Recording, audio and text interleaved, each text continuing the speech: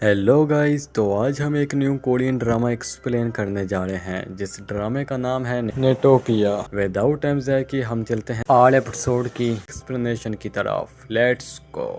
Starting में हम एक सोल्जर को देखते हैं जिस सोल्जर का नाम ली होता है, जो कि हमारी इस सीरीज का मेन कैरेक्टर है। और इसके बाद हम ली को उसके ऑफिसर के पास देखते हैं जहां पर वो उसको सैल्यूट कर रहा होता है और कहता है कि मैं अब ऑफिशियल डिस्चार्ज हो चुका हूं। और ये कहकर वो यहाँ से जाने लगता है। रास्ते पे जाते हुए उसको ब्रिज पर एक लड़की दिखाई देती है जो कि उसकी गर्लफ्रेंड होती है जिसका नाम योनजू होता है। और तभी ली की अचानक आँख खुल जाती है और यहाँ पर हमें पता लगता है कि वो सिर्फ एक सपना देख रहा था। और उसके पास उसका एक ऑफिसर होता है जो कि उससे कहता है कि ली अब उठ जाओ, तुम्हारी ड्यूटी का टाइम हो चुका है। और फिर ली हिनो को उठाने के लिए जाता है और हिनहू भी एक सपना ही देख रहा होता है और ली उसको एक थप्पड़ मारकर उठाता है। और फिर वो दोनों रेडी होकर अपनी ड्यूटी पर जाने लगते हैं। और ड्यूटी करते टाइम ली अपना फोन भी साथ लेकर आया होता है और फिर वो अपनी गर्लफ्रेंड को फोन करता है और ये फोन उसकी गर्लफ्रेंड की मॉम उठाती है और फोन उठाकर वो योनजो को दे देती हैं। और यहाँ पर हम देख पाते हैं कि योनजू यहाँ पे नशे में होती है। ली उससे कहता है कि मैंने तुम्हें फोन किया था और फोन किसी लड़की ने उठाया था, जिस पर योनजू कहती है कि वो मेरी मैनेजर थी और मैं ज्यादा नशे में थी इसलिए वो मुझको छोड़ने के लिए आई। और तभी योनजो को उल्टी आने लगती है तो योनजो कहती है कि मैं तुम्हें कल कॉल करूंगी और सब कुछ बताऊंगी। और यहाँ पर हम देख पाते हैं कि ली को उसका ऑफिसर पकड़ लेता है फोन यूज करते हुए। और यहाँ पर फोन लाना अलाउड नहीं था और वहाँ पर उसका दोस्त सो रहा होता है, जिसे देखकर सीनियर ऑफिसर कहता है कि मैं अब तुम दोनों के साथ क्या करूँ। और इसके बाद यहाँ से सीन शिफ्ट होता है नेक्स्ट डे पे, जहाँ पर उनका सीनियर उनको मोटिवेशन दे रहा होता है और कहता है कि तुम्हें ट्रेनिंग करनी चाहिए ताकि तुम तंदुरुस्त रहो। और दूसरी तरफ हिनहू अभी भी सो रहा होता है और नहुसत फिरा रहा होता है, जिसे देखकर सीनियर को गुस्सा आ जाता है और वो उन सभी को 16 लैप्स लगाने के लिए कहता है और फिर वो सभी लैप्स लगाने लगते हैं। यहाँ से सीन शिफ्ट होता है योनजू पे जो कि ऑफिस में होती है और ली उससे फोन कर रहा होता है और वो उसकी कॉल को नहीं उठाती। इसके बाद हम सोल्जर और ली को उनके रूम में देखते हैं और तभी उनका सीनियर ऑफिसर वहां पर आ जाता है और कहता है कि किसी को क्या खाना बनाने आता है, जिस पे ली हाँ कर देता है और वो उसके साथ जाने लगता है। ली और उसका सीनियर ऑफिसर सीढ़ियों से जा रहे होते हैं और तभी वो कांच में से एक दूसरी बिल्डिंग पर कुछ लोगों को देखता है जो कि आपस में एक दूसरे को मार रहे होते हैं। गौर से देखने पर वो बिल्डिंग एक हॉस्पिटल लग रहा होता है और फिर उसका सीनियर ऑफिसर उसको वहां से लेकर जाने लगता है। और थोड़ी देर में ही वो लोग किचन में पहुंच जाते हैं और वहां पर ली शेफ से उसका फोन ले लेता है और योनजू को फोन लगाने लगता है। और यहाँ पर हम देख पाते हैं कि योनजू अपनी कोलीग के साथ बैठी होती है, उससे पता नहीं होता कि वो किसका कॉल है इसलिए वो उसे उठा लेती है। दूसरी तरफ ली लगातार बोलने जाता है और योनजू को कुछ भी नहीं बोलने दे रहा होता। और जैसे ही उसका फोन करता है तो एक कोलीग योनजू से पूछता है कि तुम्हारा बॉयफ्रेंड एक सोल्जर है क्या, और योनजू हाँ कहती है। और उनमें से एक और बंदा पूछता है कि उसकी रैंक क्या है, जिस पर योनजू कहती है कि वो प्राइवेट है क्योंकि वो एक प्राइवेट सोल्जर है। जिस पर दूसरा पर्सन कहता है कि फिर तो उसकी भी एज ज्यादा होगी और वो 2 साल तक के लिए गया है, क्या तुम उसका वेट करोगी। जिस पर दूसरी लड़की कहती है कि शायद ये वेट करेगी क्योंकि ये उससे प्यार करती है और शायद ये उससे शादी भी करेगी। जिस पर वो दूसरा पर्सन कहते हैं कि क्या योनजो तुम उससे शादी करोगी।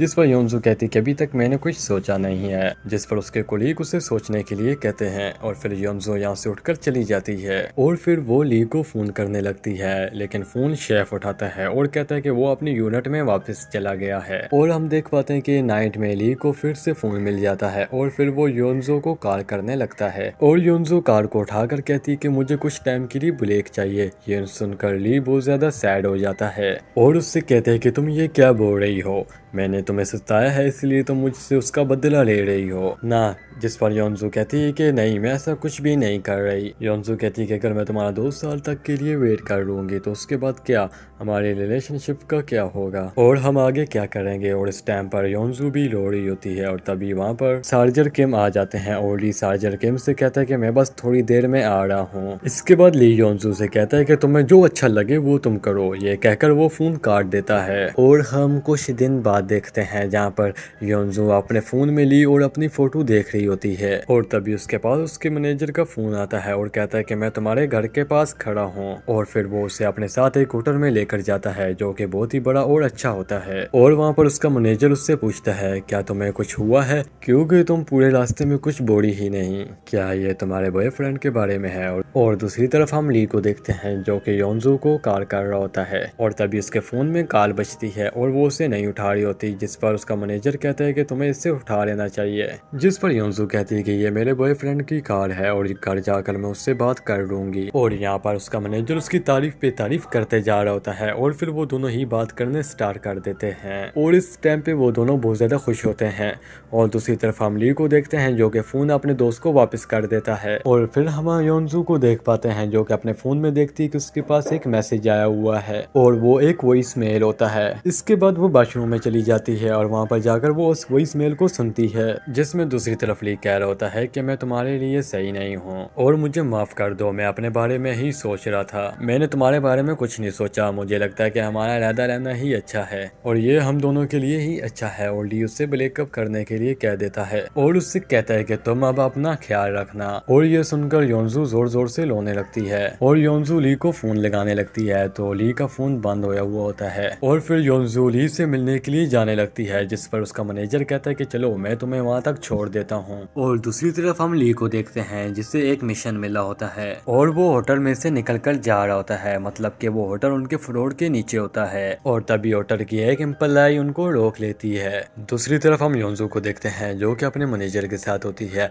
उसका मैनेजर कहता है कि आज कुछ भी हो जाए मैं हमेशा तुम्हारे साथ ही रहूंगा और मैं तुम्हारा हमेशा वेट करूंगा, जिस पर योंजू कुछ भी नहीं समझ पाती और राइड बोलकर चुप हो जाती है। और ड्राइविंग करते टाइम एक आदमी उनकी कार में घुस जाता है, मतलब कि वो उनकी कार पे कूद जाता है और उसकी एक आंख निकलकर योंजू के कंधे पे आ गिरती है। और दूसरी तरफ हम ली को देखते हैं जो कि कांच में से देखता है कि एक प्लेन उनकी तरफ ही आ रहा है और सभी लोग ये देखकर डर रहे होते हैं और जैसे ही वो प्लेन बिल्डिंग से टकराने वाला होता है तो वो मुड़ जाता है, मतलब कि वो प्लेन मुड़कर दूसरी डायरेक्शन में चला जाता है। और फिर यहाँ से सीन शिफ्ट होता है योंजू पर, जहाँ पर वो उस पर्सन को देखकर काफी ज्यादा डर जाती है और फिर अपने कंधे पर पड़ी हुई उस आंख को उठाती है और हाथ में लेकर जोर जोर से चिल्लाने लगती है। और फिर हमें दोबारा वही प्लेन दिखाया जाता है जो कि दूसरी जगह पर जाकर क्रैश हो जाता है, जिससे काफी बड़ा धमाका होता है और ये सभी लोग अपनी बिल्डिंग में से उसे देख रहे होते हैं और उसे देखकर काफी ज्यादा डर जाते हैं। और वहीं पर ली भी होता है जो कि कहता है कि अब हमें वापस जाना चाहिए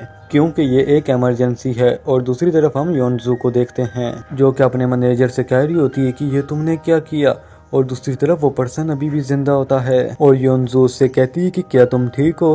फिर योंजू अपने मैनेजर से कहती है कि हम इसे ऐसे नहीं छोड़ सकते, हमें इसकी मदद करनी चाहिए। फिर यहाँ से सीन शिफ्ट होता है ली पर जो कि अपने दोस्त के साथ लिफ्ट में होता है और तभी यहाँ पर मैनेजर आ जाता है और जैसे ही वो नीचे के फ्लोर में आते हैं तो वो देखते हैं कि लोग आपस में एक दूसरे को काट रहे हैं और ज़ॉम्बीज में कन्वर्ट हो रहे हैं और ज़ॉम्बी बनकर एक दूसरे को खा रहे होते हैं। और फिर यहाँ से सीन शिफ्ट होता है और योंजू पे जाता है जो कि लोगों को अपनी मदद करने के लिए कह रही होती है और कोई भी उसकी मदद करने के लिए आगे नहीं आ रहा होता और तभी वो एक बंदे को उसकी हेल्प करने के लिए कहती है और जैसे ही वो पर्सन उसके पास जाता है तो योंजू उसको पहचान लेती है क्योंकि वो बंदा पहले से ही बहुत ज्यादा फेमस होता है और उसका नाम एलेक्स होता है और सभी लोग उसकी वीडियो बनाने लगते हैं। तो तब योंजू उसे अपनी हेल्प करने के लिए कहती है और वो सभी लोगों को दिखाने के चक्कर में उसकी हेल्प करता है और हम उसको और योंजू को उस पर्सन को निकालते हुए देखते हैं। योंजू का मैनेजर अभी भी कार में ही बैठा होता है डर के मारे और फिर से सीन ली की तरफ जाता है जहाँ होटल में अफरा तफरी मची हुई होती है और लोग एक दूसरे को काट ले होते हैं और यहीं पर ली का दोस्त सोचता है कि ये कोई सपना तो नहीं और तभी वो एक आधी बॉडी को उनकी तरफ आते हुए देखते हैं। और दूसरी तरफ हम योंजू और एलेक्स को देखते हैं जो कि उस बंदे को निकाल कर नीचे जमीन पर लिटा देते हैं और एलेक्स उसे सीपीआर देने की कोशिश करता है मगर उस पर्सन के मुंह के अंदर से ब्लड निकलने लगता है और तभी वहाँ पर काफी ज्यादा लोग आ जाते हैं और कहते हैं कि तुमने ही इसको मारा है और एलेक्स को उससे दूर दूर कर देते हैं। और फिर हम ली को देखते हैं जिन पर एक ज़ॉम्बी ने अटैक कर दिया होता है, लेकिन ली और उसका दोस्त और मैनेजर उस ज़ॉम्बी को आग लगाकर मार देते हैं। और फिर हम एलेक्स को देखते हैं जो कि मैनेजर के पास जाता है और उससे कहता है कि क्या तुम ठीक हो, लेकिन एलेक्स कुछ ऐसा देखता है कि वो वापस आ जाता है। तभी योंजू देखती है कि उनकी तरफ एक ट्रक बहुत तेजी से आ रहा है और वो लोग उससे बच जाते हैं, लेकिन वो ट्रक अपने नीचे काफी सारे लोगों को कुचल देता है। दूसरी तरफ हम ली और मैनेजर को देखते हैं जहाँ पर मैनेजर कार पर किसी से बात कर रहा होता है और फिर वो उन लोगों को बताता है कि नीचे के फ्लोर पर भी ऐसी ही कंडीशन है। दूसरी तरफ हम योंजू को देखते हैं जहाँ पे सड़क पे काफी सारे ज़ॉम्बी घूम रहे होते हैं और मैनेजर के पीछे भी वही ज़ॉम्बी लग जाता है जिसको उन्होंने उड़ाया था और योंजू के पास कोई नहीं होता। और दूसरी तरफ ली का दोस्त कहता है कि क्या हमारी फैमिली ठीक होगी, और वो अपना लाइटर निकाल कर अपने सर पर लगाने लगता है और फिर वो दोनों ही ऊपर जाने लगते हैं और 75 फ्लोर पर पहुंचते हैं। और फिर हमें योंजू दिखाई जाती है जो कि एक सैलून में होती है और उसके साथ एक लेडी भी होती है और वहाँ पर योंजू अपनी माँ से बात कर रही होती है और अपनी माँ को घर पर रहने के लिए ही कहती है और उसकी माँ कहती है कि तुम भी ठीक रहना। और फिर वो ली को फोन करने लगती है, लेकिन ली का फोन बंद होता है और वो उसको मैसेज करती है कि जब भी तुम इस मैसेज को देखो तो मुझको फोन करना। और फिर दोबारा से सीन ली पर जाता है जहाँ पर उनको एक लड़की मिलती है जो कि उनको पहले भगा रही होती है, लेकिन ली कहते हैं कि हम लोग ज़ॉम्बी नहीं हैं और फिर वो लोग एक साथ मिल जाते हैं। फिर हमें सोल्जर दिखाए जाते हैं जो कि ज़ॉम्बीज के अगेन फाइट करने के लिए जा रहे होते हैं। तो दूसरी तरफ हम मैनेजर को देखते हैं जो कि रात में घूम रहा होता है, लेकिन तभी एक बंदा आकर उसको बेहोश कर देता है और उसके पास से पैसे वगैरह ढूंढने लगता है और वो चोर उसका फोन निकाल लेता है और जैसे ही वो उसकी वॉच निकालने के लिए आगे बढ़ता है कि तभी वहाँ पर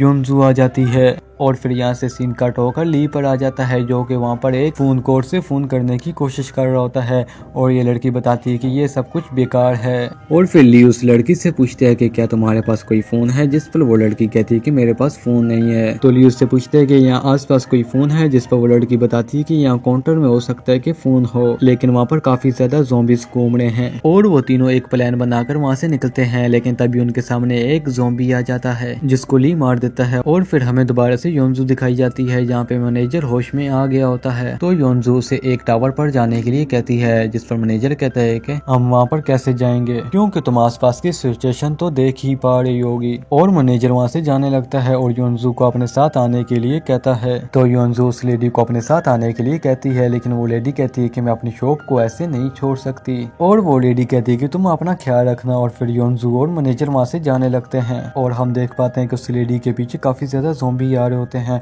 और उस लेडी को नहीं पता होता। और फिर हम दोबारा से होटल में आते हैं जहाँ ली और उसका दोस्त और वो लड़की देखती है कि शेफ एक गेट को पकड़कर खड़ा होता है जिसके सामने बहुत ज्यादा ज़ॉम्बी होते हैं, लेकिन वो कांच टूटना स्टार्ट हो जाता है। तभी वहाँ पर ली आ जाता है। ली अपने साथ एक टेबल लेकर आया होता है और उस टेबल पर आग लगाकर उन ज़ॉम्बीज की तरफ फेंक देता है और आग की वजह से होटल का सिक्योरिटी सिस्टम चालू हो जाता है और पानी आने लगता है जिससे वो आग बुझ जाती है और ज़ॉम्बीज उनके पीछे लग जाते हैं और वो ज़ॉम्बी से बचते बचाए सीढ़ियों वाली जगह पर आ जाते हैं और दरवाजे को बंद कर देते हैं, जिसके दूसरी तरफ काफी ज्यादा ज़ॉम्बीज होते हैं। और हम देखते हैं कि इस टाइम शेफ की तबीयत भी खराब हो रही होती है और वो सभी लोग सीढ़ियों से ऊपर जाने लगते हैं। और दूसरी तरफ हमें योंजू और उसका मैनेजर दिखाया जाता है जो कि पुलिस स्टेशन के बाहर होते हैं और तभी वहाँ पर योंजू को एलेक्स दिखाई देता है और वो उनके पास आ जाता है। एलेक्स उनको बताता है कि पुलिस स्टेशन में कोई भी नहीं है। योंजू एलेक्स को वहीं पर रुकने के लिए कहती है। योंजू एलेक्स से पूछती है कि यहाँ पर इतनी शांति क्यों है। एलेक्स उनको बताता है कि ज़ॉम्बी सॉन्ग की वजह से अट्रैक्ट होते हैं। एलेक्स उनको उनका फोन बंद करने के लिए कहता है, जिस पर मैनेजर कहता है कि मेरा फोन तो पहले ही चोरी हो गया। और यहाँ पे योंजू अपने फोन से ली को मैसेज करती है और फिर अपने फोन को बंद कर देती है। दूसरी तरफ यहाँ से सीन शिफ्ट होता है सोल्जर पर जो कि उसी बिल्डिंग की छत पर होते हैं और वो लोग जैसे ही छत वाले गेट को खोलते हैं तो वो देखते हैं कि उनके सामने रायन और मिसेस सॉन्ग आ जाते हैं। लाइन चलाकर ली को बताता है कि ऊपर का गेट खुल चुका है और इसके बाद हम देखते हैं कि ली उस शेफ को भी ऊपर लेकर आ चुका होता है और यहाँ पर ली अभी भी योंजू के बारे में ही सोच रहा होता है। और दूसरी तरफ हम योंजू को देखते हैं। योंजू को एलेक्स बता रहा होता है कि ये वायलिस फॉरेन कंट्री में भी फैल चुका है और तभी वहाँ पर कुछ लोग आ जाते हैं जो कि हंटर्स होते हैं। तो योंजू कहते हैं कि शिकारी यहाँ पर क्या कर रहे हैं। तो एलेक्स बताता है कि शिकारियों की गन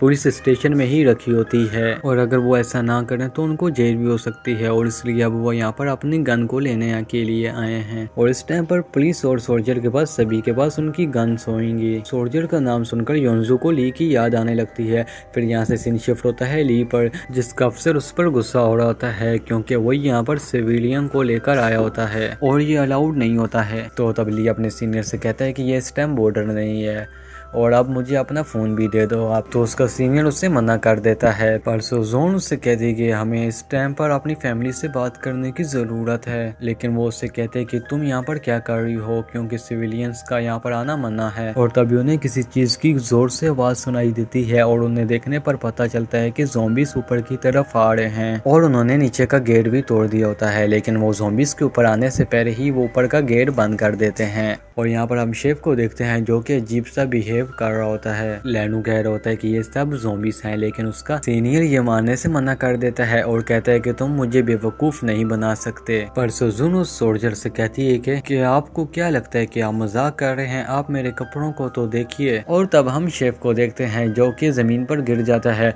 और फिर ज़ॉम्बी बनकर खड़ा हो जाता है। ये देखकर सभी लोग उससे लड़ाई करना स्टार्ट कर देते हैं, पर वो एक बंदे को चाक मार देता है। और दूसरी तरफ हम योंजू और उसके साथियों को देखते हैं, लेकिन तभी पुलिस स्टेशन के अंदर से ज़ॉम्बीज़ निकलना स्टार्ट हो जाते हैं और पीछे से हंटर भी आ जाते हैं और वो शूट करने लगते हैं, मतलब कि वो ज़ॉम्बीज़ को मारने लगते हैं। लेकिन योंजू, एलेक्स और मैनेजर वहां से भाग जाते हैं। और दूसरी तरफ हमें लैनू को दिखाया जाता है जो कि शेफ के सर में एक रोए का राड मारता है और तब उसका ऑफिसर उससे गुस्सा होने लगता है। तो तब ली उसके सामने आ जाता है। ली अपने सीनियर को कहता है कि हमें इनको मारना ही पड़ेगा, नहीं तो वो हमको मार डालेंगे। जिस पर उसका सीनियर कहता है कि तुम्हें इसकी सजा मिलेगी और ये बोलकर वो वहां से चला जाता है। और इसके बाद हम मिस शेजोन को देखते हैं जो कि उसी सोल्जर को ट्रीटमेंट दे रही होती है जिसको शेफ ने चाक मारा होता है, लेकिन वो कुछ ज्यादा ही जख्मी होता है। और इसके बाद लाइनो और ली अपने सीनियर के सामने खड़े होते हैं। तो तब वो अपने सीनियर को कहता है कि इस वक्त कंडीशन काफी ज्यादा खराब है और हमें अपनी फैमिली से भी बात कर लेनी चाहिए। जिस पर वो सीनियर भी मान जाता है और कहता है कि हमें इनकी बात मान लेनी चाहिए और अपनी फैमिली से बात कर लेनी चाहिए। और अगले पर हम उन सभी सोल्जर को उनके रूम में देखते हैं जहाँ पर उन सभी सोल्जर को उनका फोन मिल चुका होता है। शेजोन भी वहीं पर होती है और ये सोल्जर उसे अलग से ट्रीटमेंट दे रहा होता है। फिर हम ली को देखते हैं जो कि अपने फोन को ऑन करता है और उसके पास काफी ज्यादा योंजू के मैसेज और कॉल्स आए हुए होते हैं और जब ये आए थे तब ली का फोन बंद था। फिर हमें योंजू दिखाई जाती है जिसके साथ एलेक्स और मैनेजर होता है जो कि ज़ॉम्बीज़ से बचकर भाग रहे होते हैं। और तभी सामने इन्हें एक ज़ॉम्बी दिखता है जिसे देखकर ये लोग जाकर शॉप में छुप जाते हैं। तब योंजू कहती है कि अगर आज हमारे साथ एलेक्स नहीं होता तो हमारा क्या होता आज। और ये सुनकर मैनेजर कहता है कि आज मैं भी तुम्हारे साथ ही था। और फिर मैनेजर योंजू के कंधे पर हाथ रखता है, लेकिन योंजू उसके हाथ को अपने कंधे से हटा देती है। फिर वो जाकर एक कैसेट टेप को उठा लेती है और कहती है कि ये ली की फेवरेट एल्बम है। मैनेजर उससे पूछते हैं कि ये तुमको पता है कि ये क्या है, जिस पर योंजू कहती है कि हाँ मुझे पता है, ये एक कैसेट टेप है। अच्छा तो तुमको पता है। फिर योंजू इस कैसेट टेप को देखने लगती है और फिर हमें पास का सीन दिखाया जाता है जहाँ पर योंजू और ली एक एक्सक्रीम शो पर काम कर रहे होते हैं। वहाँ पर यही सॉन्ग चल रहा होता है जिस पर योंजू ली से पूछती है कि तुम हमेशा यही सॉन्ग क्यों सुनते रहते हो। और ली कहते हैं कि ये मेरा फेवरेट है। तो ली योंजू से कहता है कि तुम भी इससे गाओ ना। तो योंजू भी गाने लगती है और इस वक्त पर वो दोनों बहुत ज्यादा खुश होते हैं। फिर हम प्रेजेंट में आ जाते हैं जहाँ पर योंजू उस कैसेट के बदले में पैसे रख देती है। फिर उसका मैनेजर कहता है कि तुमको क्या पता है कि वो जिंदा होगा। शॉप का हुनर, जिस पर योंजू कहती है कि अगर हमने इसके पैसे नहीं दिए तो ये तो चोरी कराएगी। और दूसरी तरफ हम ली को देखते हैं जो कि योंजू को फोन कर रहा होता है और वो बहुत ज्यादा परेशान भी होता है। और ली के बाद जितने भी लोग होते हैं वो सभी अपने फैमिली मेंबर से बात कर रहे होते हैं। और दूसरी तरफ शेजोन को ये बंदा ट्रीटमेंट दे रहा होता है और ये कहता है कि क्या तुम अपने बॉयफ्रेंड से बात कर रही थी, जिस पर वो कहता है कि नहीं मैं अपने भाई से बात कर रही थी। और ये बंदा ये सुनकर बहुत ज्यादा खुश हो जाता है। फिर शेजोन कहती है कि तुम मुझको मिस शेजोन क्यों बुला रहे हो। पर ये बंदा कहता है कि तो मैं तुम्हें क्या बुलाऊं। शेजोन कहती है कि तुम्हारी एज क्या है, जिस पर ये बंदा कहता है कि तुमको कितनी एज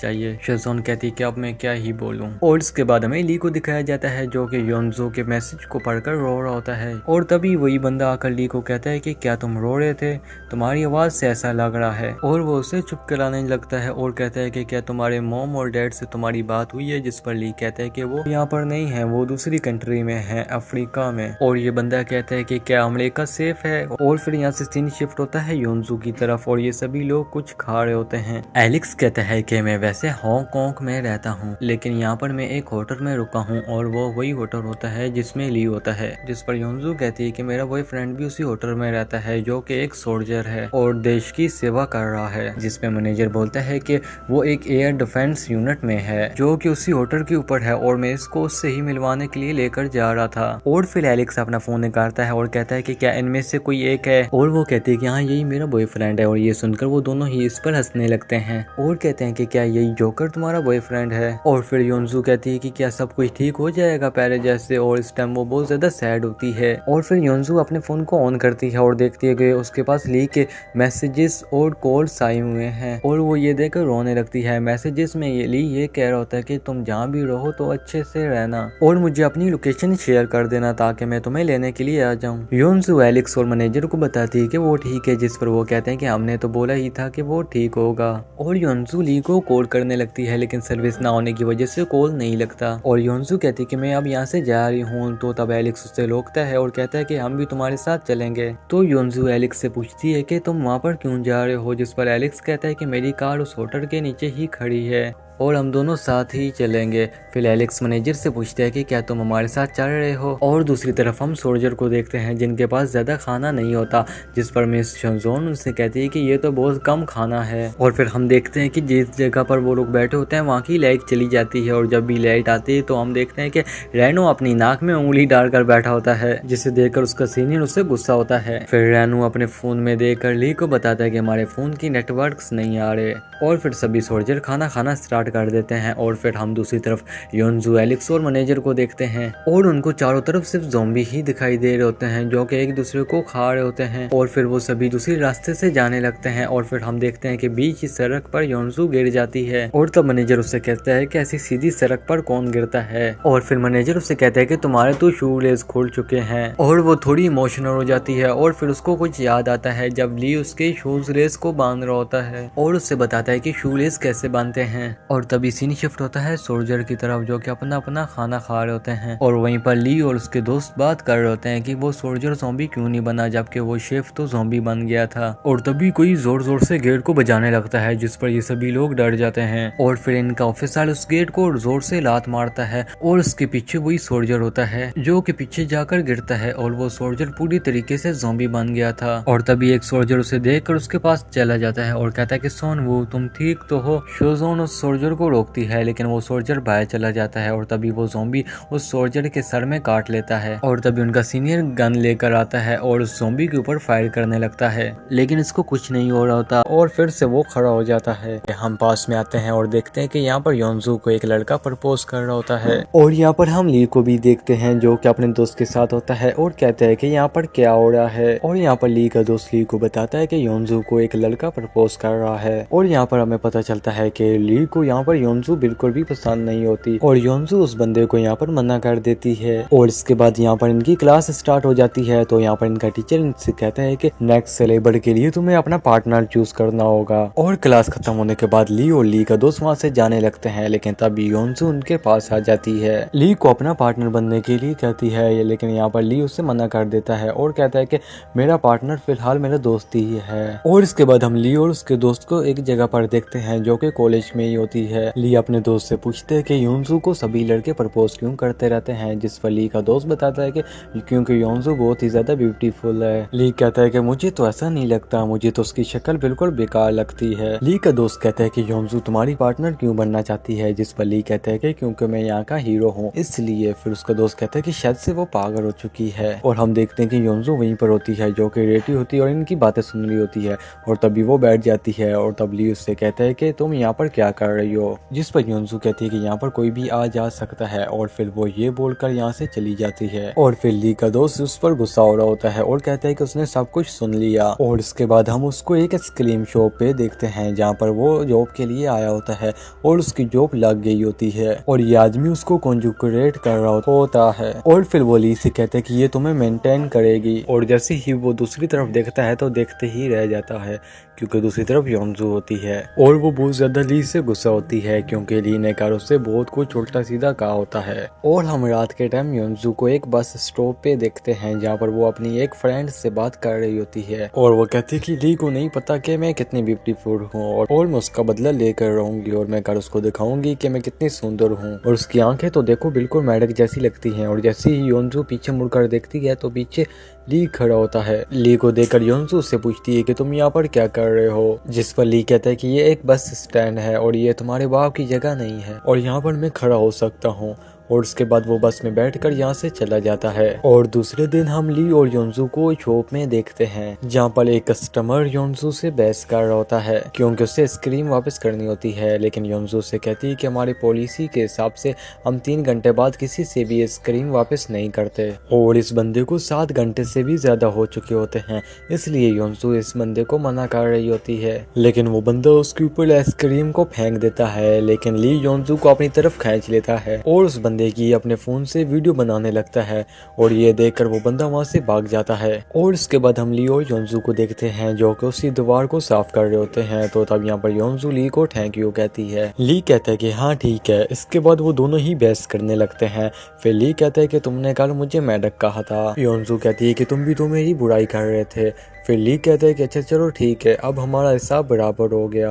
और फिर ली वहाँ से जाने लगता है और तब योंजू ली को देखती है तो देखते ही रह जाती है और फिर उससे हर जगह पर ली ही दिखाई दे रहा होता है। और फिर हम कुछ दिन बाद योंजू को देखते हैं जहाँ पर वो अपने साथ काम करते हुए 2 लोगों के लिए ग्लव्स लेकर आई होती है और वो योंजू से कहते हैं कि तुम ली के लिए कुछ भी नहीं लेकर आई, जिस पर वो कहती है कि हाँ ग्लव्स खत्म हो चुके थे। और इसके बाद हम देखते हैं कि वो ली को बुलाती है और उसको एक मफलर देती है, लेकिन ली उससे लेने से इनकार कर देता है। और हम देखते हैं कि योंजू थोड़ी देर बाद फिर ली के पास आती है और वो कहती है कि मैं तुम्हें इससे देना चाहती हूँ क्योंकि मैं तुमसे दोस्ती करना चाहती हूँ। पर ली फिर से उसे मना कर देता है और कहता है कि मुझे तुम्हें दोस्त नहीं बनाना। तो योंजू वहाँ से चली जाती है और काउंटर पर जाकर खड़ी हो जाती है और हम ली को देखते हैं जो कि कांच साफ करने के लिए चला जाता है। और तभी उसके पास एक बंदा आता है जो कि उधर ही काम कर रहा होता है। ली से कहता है कि क्या तुम योंजू के साथ डेट पर जा रहे हो, जिस पर ली कहता है कि नहीं। और वो बंदा खुश हो जाता है और कहता है कि अच्छा है, अब मैं उसके साथ डेट पर जा सकता हूँ। और हम देखते हैं कि ली कह रहे होते हैं कि मुझे शायद योंजू जैसी कोई खूबसूरत लड़की मिले। और हम देखते हैं कि योंजू रोना स्टार्ट कर देती है और फिर वो अपने बॉस से छुट्टी लेकर वहाँ से चली जाती है और वो एक जगह पर जाकर बैठ जाती है जहाँ पर चारों तरफ बर्फ होती है और वो अभी भी रो रही होती है। और तभी वहाँ पर ली आ जाता है और योंजू को जैकेट देता है, लेकिन योंजू उस जैकेट को फेंककर वहाँ से आगे चलने लगती है और तभी वो गिर जाती है और वो कहती है कि ये रेस हमेशा ही खुड़ जाते हैं। और तभी उसके पास ली आ जाता है और वो उसके शू लेस को बांधने लगता है और वो उसे सिखाता है कि लेस कैसे बांधते हैं। और तब योंजू कहती है कि मैं क्या इतनी बुरी हूँ, जिस पर ली कहता है कि तुम बहुत खूबसूरत हो। और तभी यहाँ पर सीन कट होता है और हम प्रेजेंट में आते हैं जहाँ पर हम योंजू को देखते हैं जो कि अपने लेसेस को बांध रही होती है और वो ली को गाली देती है क्योंकि उसने लेस बांधना सिखाया था लेकिन ये फिर से खुल गए। और दूसरी तरफ हमें सार्जेंट को दिखाया जाता है जिसने अपने ज़ॉम्बी सोल्जर को मार दिया होता है। और तभी हम देखते हैं कि दूसरा सोल्जर भी ज़ॉम्बी बन गया होता है और वो सभी पर हमला करने के लिए आगे आ रहा होता है। लेकिन तभी इन्हो उसके ऊपर गर्म पानी फेंक देता है और कैटरी से उसे मारने लगता है और सभी लोग अपनी गन्स निकाल कर उसके ऊपर निशाना लगाने लगते हैं, लेकिन कोई भी उसके ऊपर फायर नहीं कर रहा होता है। और तब ही शोजोन उसके ऊपर फायर करती है और एक ही गोली में उसको नीचे गिरा देती है और ये देखकर सभी शॉक हो जाते हैं। और तब सार्जन उससे कहता है कि तुम एक सिविलियन हो और तुम ऐसे किसी पर भी फायर नहीं कर सकती हो। और सीन फिर से योंजू पर आता है जिनको एक लड़का मिलता है जो उल्टी कर रहा होता है और उसके पैर पर ज़ॉम्बीज़ के काटने का निशान भी होता है। और वो लड़का इनसे कहता है कि क्या तुम मेरी मदद कर सकते हो, जिस पर मैनेजर कहता है कि इसको ज़ॉम्बी ने काटा है और इसलिए हम इसकी मदद नहीं कर सकते। और योंजू इसकी मदद करने के लिए मान जाती है, लेकिन तभी वहाँ पर बहुत ज्यादा ज़ॉम्बीज़ आ जाते हैं जिसे देखकर वो सभी लोग वहाँ से भागने लगते हैं और उन सभी से छुपते हुए एक रेस्टोरेंट में पहुँच जाते हैं जहाँ पर वो लोग इस बंदे को बांध देते हैं क्योंकि इसे ज़ॉम्बीज़ ने काटा होता है। और तभी ये बंदा यहाँ पर उल्टी करने लगता है, जिस पर ये सभी लोग कहते हैं कि तुमने कितनी पी रखी है। ये बंदा बताता है कि वो सुबह से ही पी रहा है और इसी के बीच उसे ज़ॉम्बी ने काट लिया। तभी यहाँ पर एक ज़ॉम्बी आ जाता है जो कि इस बंदे को छोड़कर योंजू की तरफ जाने लगता है उसको खाने के लिए, लेकिन उसकी एक गलती की वजह से सारे बर्तन उसके ऊपर गिर जाते हैं जिसकी वजह से वो ज़ॉम्बी वहीं पर मारा जाता है। लेकिन ये ज़ॉम्बी एक इंस्पेक्टर होता है और उसके बाद एलेक्स उसके पास से एक डिवाइस निकालता है और ये चेक करने के लिए होता है कि सामने वाले ने कितनी ड्रिंक पी रखी है। इसके बाद वो सभी को बताता है कि ज़ॉम्बी ने शायद इसके ऊपर इसलिए अटैक नहीं किया क्योंकि इसने पी रखी थी, या ये भी हो सकता है कि पीने के बाद इसे ज़ॉम्बी ने काटा था और उसके काटने के बाद ज़ॉम्बी इसके ऊपर अटैक नहीं कर रहे हैं। और फिर एलेक्स उन सभी से कहता है कि हमें भी ड्रिंक पीनी चाहिए ताकि हम भी शायद बच सकें। और वहीं पर योंजू ली के लिए कॉल कर रही होती है लेकिन उसका कॉल नहीं लगता और तभी एलेक्स उसके लिए एक ड्रिंक लेकर आता है और योंजू उसे पी जाती है। और यहाँ से सीन फिर पास में चला जाता है जहाँ पर हम योंजू को देखते हैं जो कि अपने डैड के फ्यूनरल में ड्रिंक कर रही होती है और वहीं पर हम ली को देखते हैं जो कि सभी लोगों को खाना दे रहा होता है। और इसके बाद हम उन दोनों को एक जगह पर बैठे हुए देखते हैं और योंजू उसे एक लेटर देती है और कहती है कि ये मेरे डैड की तरफ से एक गिफ्ट है। ली कहता है कि मैं तो स्मोक नहीं करता, जिस पर योंजू कहती है कि मेरे डैड भी स्मोक नहीं किया करते थे और मैं उन्हें ये लेटर गिफ्ट में दिया था और वो इसकी बहुत केयर करते थे और मैं जब उनके पास होती थी वो हमेशा ऐसा रिएक्ट करते थे कि जैसे वो सिगरेट पी रहे हो। और ये सुनकर ली भी ऐसा रिएक्ट करने की कोशिश करता है कि वो स्मोक कर रहा हो और ये देखकर योंजू बहुत ज्यादा खुश होती है और वो उसे किस करती है। और फिर यहाँ से सीन कट होता है और हमें प्रेजेंट का सीन दिखाया जाता है जहाँ पर सुबह का टाइम हो चुका होता है और वो उठ जाता है और फिर वो योंजू को फोन करने लगता है लेकिन योंजू का फोन नहीं लगता जिसकी वजह से वो सैड हो जाता है और उसके हाथ में वही लेटर होता है। और उसके बाद में हम रूटिनेंट पार्क को देखते हैं जो कि एक ज़ॉम्बी बनते जा रहा होता है। और इसके बाद में हम सभी सोल्जर और ह्यूजैन को देखते हैं जो कि न्यूज देख रहे होते हैं और न्यूज में बताया जा रहा होता है कि ये ज़ॉम्बी सामने वाले के ऊपर दांतों से अटैक करते हैं। अटैक करने के बाद उनके ऊपर भी ये इन्फेक्शन बढ़ते जाता है और वो भी ज़ॉम्बी बनते जाते हैं और वो सभी से घर पर रहने की सलाह देते हैं। और तभी इनू कहता है कि क्या मैं कुछ बोल सकता हूँ, जिस पर ग्योन कहता है कि यहाँ पर कोई भी नहीं है इसलिए तुम कुछ भी बोल सकते हो। और वो कहता है कि फर्स्ट क्लास चिल हुई थी, वो इतनी जल्दी ज़ॉम्बी नहीं बना था। इनू कहता है कि उसने कुछ तो खाया पिया था जिसकी वजह से वो लेट ज़ॉम्बी बना था। इसके बाद ज़ियोमी एक लिक्विड उठाता है और कहता है कि उसने ये पिया था। और तब श्यूजोन उससे एक सोल्जर की तरह बात करती है और कहती है कि तुम सच में पागल हो चुके हो। और ग्योन उसकी तरफ देखता है और कहता है कि तुम तो एक सोल्जर की तरह बोल रही हो, वैसे कल तुमने वो गन कैसे चलाई थी। और इनियो भी उनके पास आ जाता है और वहीं पर हम ली को भी देखते हैं जो कि उनके पीछे खड़ा होता है। और तब श्यूजोन उनको बताती है कि ये एक सिगरेट है लेकिन मैं हाई स्कूल में एक कम्पिटिटिव शूटर थी, वो एक नेशनल शूटर थी। और ये सभी लोग ये सुनकर शौक हो जाते हैं और तभी उन्हें एक गन चलने की आवाज सुनाई देती है और वो सभी लोग ये सुनकर बाहर आ जाते हैं और उन सभी को समझ आ जाता है कि वो आवाज न्यूटीनेट के रूम से आ रही होती है। और जैसे ही सार्जन उसके रूम में जाता है तो वो देखता है कि पार्ट न्यूटीनेट मर चुका है और उसने खुद को ही शूट करके मार दिया। और दूसरी तरफ हम योंजू को देखते हैं जहाँ पर इन सभी लोगों ने काफी ज्यादा ड्रिंक कर रखी होती है। और फिर यहाँ पर योंजू कहती है कि हमें टावर ए की तरफ जाना चाहिए, जिस पर ये बंदा कहता है कि टावर ए की तरफ क्या है और हम वहाँ पर क्यों जाएंगे, पर वहाँ पर तो बहुत ज्यादा ज़ॉम्बी हैं। जिस पर योंजू कहती है कि मेरा बॉयफ्रेंड वहाँ पर है। और तब एलेक्स कहता है कि मेरी कार भी वहाँ पर है और वो एक अमेरिकन कार है और इसके अंदर हमें काफी ज्यादा चीजें भी मिल सकती हैं।